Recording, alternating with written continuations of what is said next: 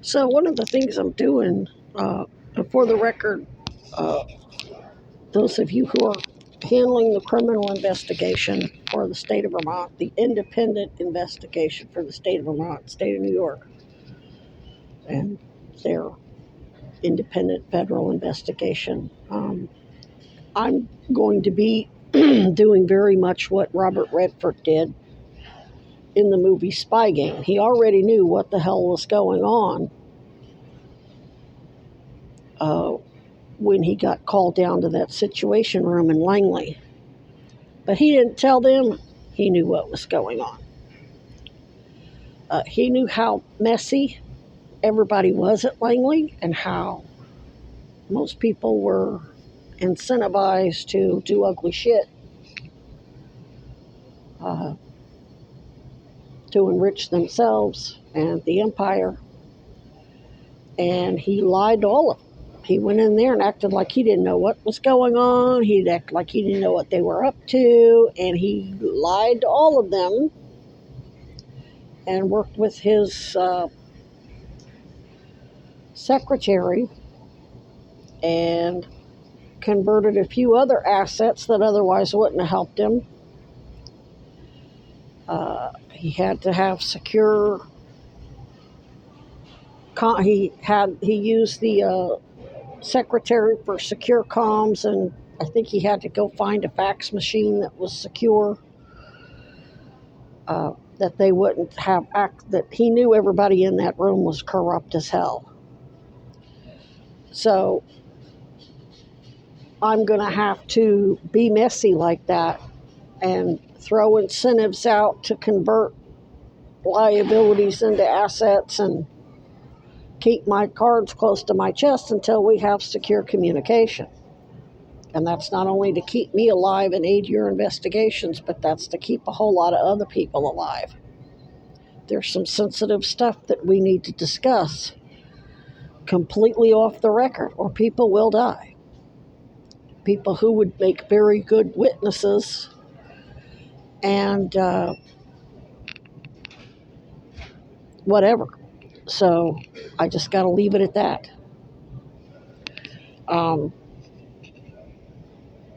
Just because I'm making excuses for somebody in emails or in videos or whatever doesn't mean I'm going to make excuses when I'm sworn in.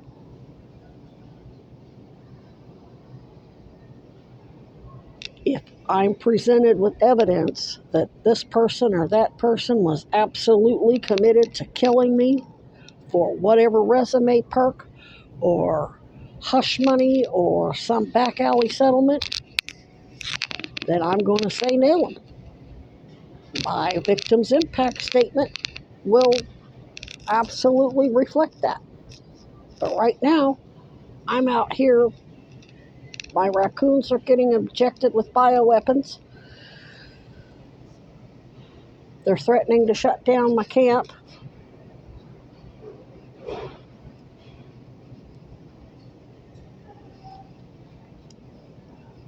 So, that said, I'm going to try to incentivize them. Say, hey, all you motherfuckers were undercover as far as I'm concerned. Who wouldn't want to be part of the revolution that brings down Epstein's cabal? I mean, it's all about incentive, right? These corrupt cops, they're going to do what's best for their career. And it's if they get to brag about bringing down the Goldwaters and Piper and these corrupt ICE agents and DHS agents, then that's what they'll do that. But if the incentive's the other way, where they get to go rape and kill all the women and men and children they want, they go to work for ICE. Some of them are not going to be converted. They're just going to have to. And by the way, you bastards, just because whether you're military or not, if you swore an oath, if you're a government agent or contractor, you're going to be treated just like any other military. You're government. You're a terrorist insurgent. You're going to get the death penalty. And it may not be via any type of criminal courtroom. The special forces are signaling to me through all of their podcasts, they're aware of what's up. They're going after the corrupt military elite like Dan Crenshaw.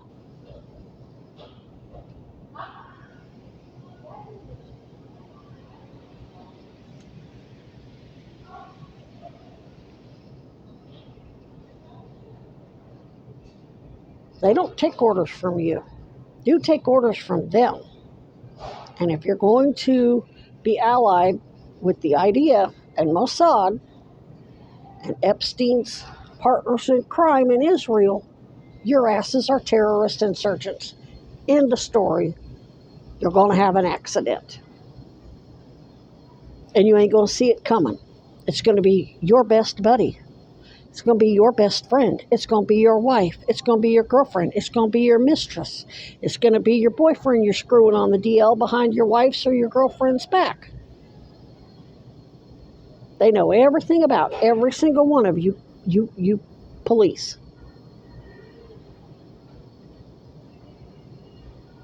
You contractors, you doctors, you nurses, you politicians.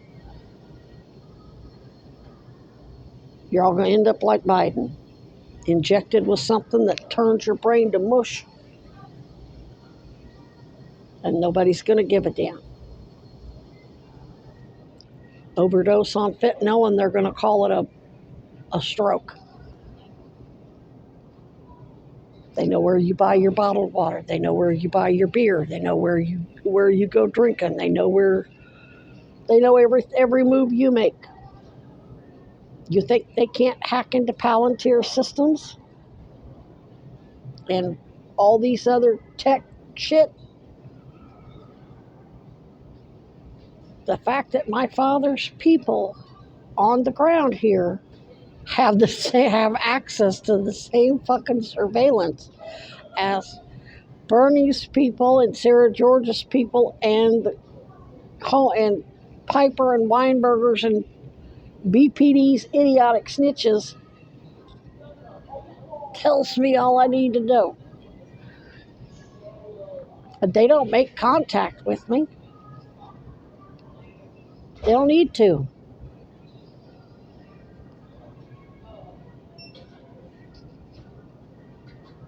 They know how I'm trained.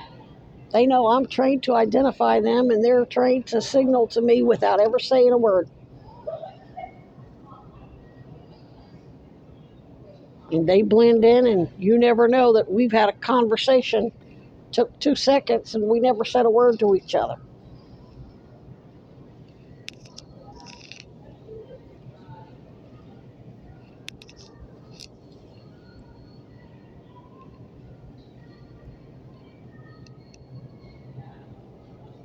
And as far as where am I going from here, I'm not going anywhere. I don't want to have to leave here at all. Busted my ass on the ice. My non-skid shoes, one of them actually didn't slide, and because it didn't slide with my other foot, it twisted my ankle a little bit, just soft tissue. It's not so bad today. I stayed off of it yesterday, but I'm still limping. I need to let it heal a couple more days. I do believe I am going to file complaints against Emmett. Tomorrow I'll go to the library. Shit, I meant to get some damn envelopes. Library's got envelopes. Tomorrow I'm going to be mailing off complaints to the judicial oversight and the judiciary that does oversight on attorneys, since Emmett Wood wants to basically do a malicious no trespass and try to erase me as an unpaid agent of the executive branch. And regardless of whether they think that my agency with Cronin is valid, it doesn't matter. When Economic Services Division sent me to the police to report somebody going online pretending to be me and getting Vermont Medicaid in my name, that protects me from any whistleblower retaliation. I'm out there as part of that ongoing criminal investigation, whether they like it or not.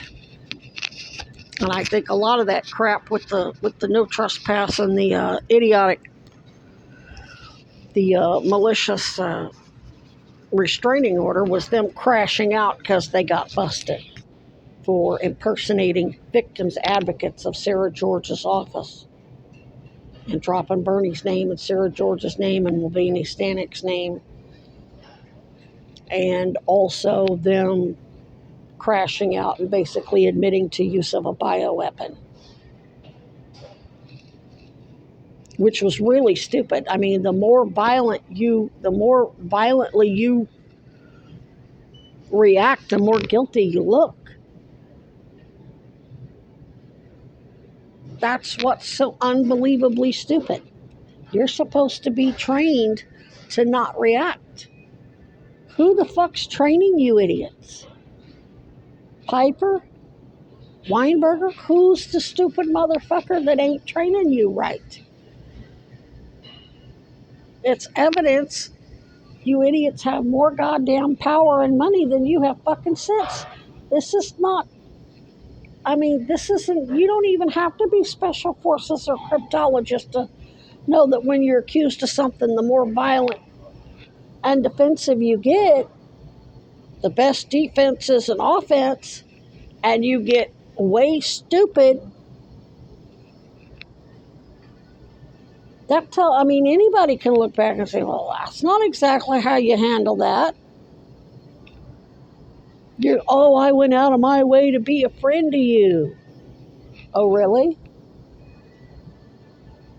Now you're filing a restraining order? You admitted that you went out of your way to be a friend, advocate to me, dropping Bernie Sanders and Sarah George's names, and Judge Hoar's, and Weinberger's, and Trump's, and Kennedy's names.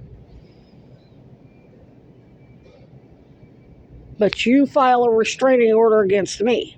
You've already admitted you went out of your way.